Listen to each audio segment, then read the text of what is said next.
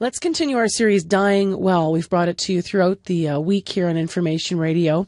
And if there can be one thing worse than watching a loved one die slowly and painfully, it's not being able to help them, especially when for some the only help they really want, as we've been hearing in a number of personal stories, is helping them to die.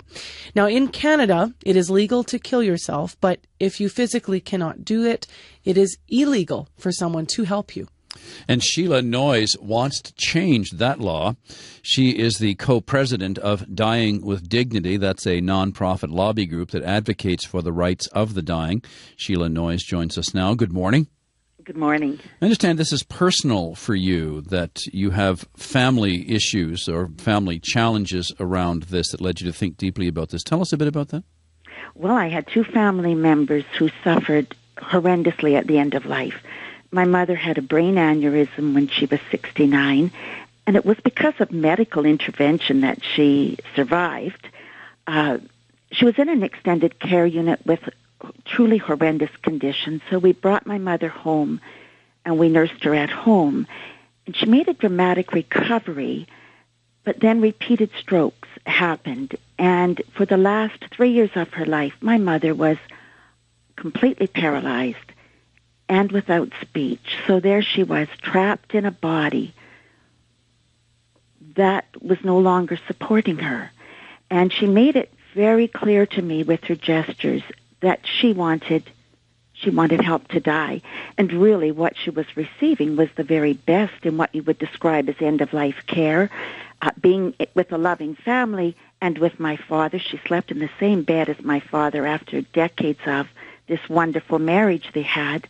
And then my sister was 36 years old when she found the lump in her breast.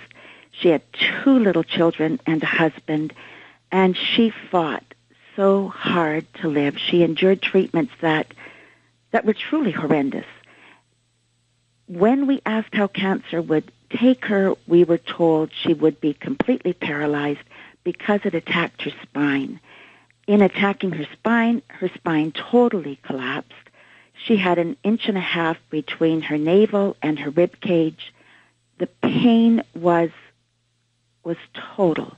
And we realized that she was going to die in a state very much like my mother's. We were told that she would be so heavily medicated that she really wouldn't know what was happening. So what happened to both of them? How did they ultimately die? My mother died under other circumstances. Under what? Under other circumstances. It was a house fire that my mother ended up dying in a house fire, so it was one of those tragedies upon a tragedy. With my sister, I won't talk about the circumstances of her dying, but I will tell you that it was tragic. It was absolutely tragic. And so watching these two women, where the only release from their suffering was going to be death, there would be no palliative care that would be adequate. And in both cases, they wanted to be able to determine the manner in which they died. Did someone help them to die?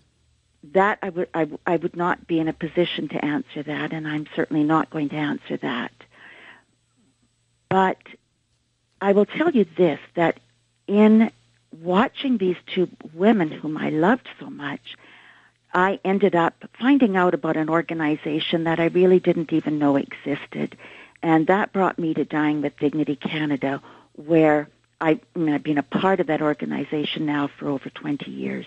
So for those who are in a position where they might wish for assistance, that's one thing. For others who are disabled and are worried about their fate at the hands of others, what safeguards do we need in place to prevent abuse of assisted suicide?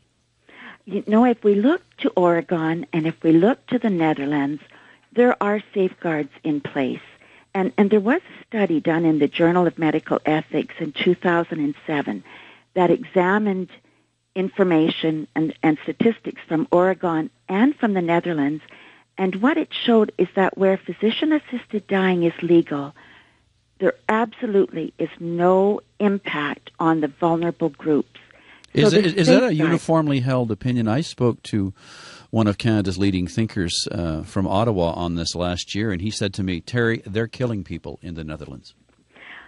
Well, if you look at the study of the Journal of Medical Ethics, you would find that that is absolutely not true. Is there a way in this country to create a system that would help to provide assistance for people who genuinely want it and can indicate it, and to protect those who can't indicate their wish, to protect them from being harmed by others? Oh, absolutely. How would we do that? Okay. Oregon has in place, for example, the age of the person must be 18 years of older or older, must be capable of communicating their health care decisions. They have to be a resident of Oregon. They have to be diagnosed with a terminal illness. In Oregon, however, people who wish a physician-assisted death also have to be apprised and offered all the palliative care support they might choose. And Oregon has, in actual fact, become a leader in palliative care, which is a byproduct no one had really anticipated would be the case.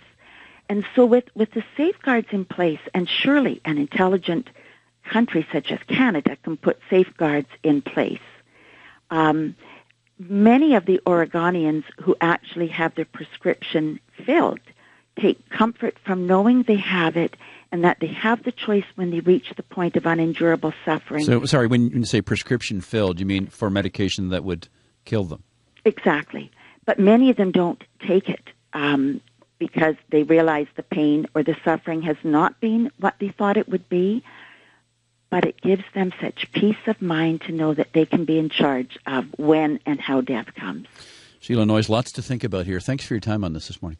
My pleasure. Thank you. Sheila Noyes is the co-president of Dying with Dignity Canada.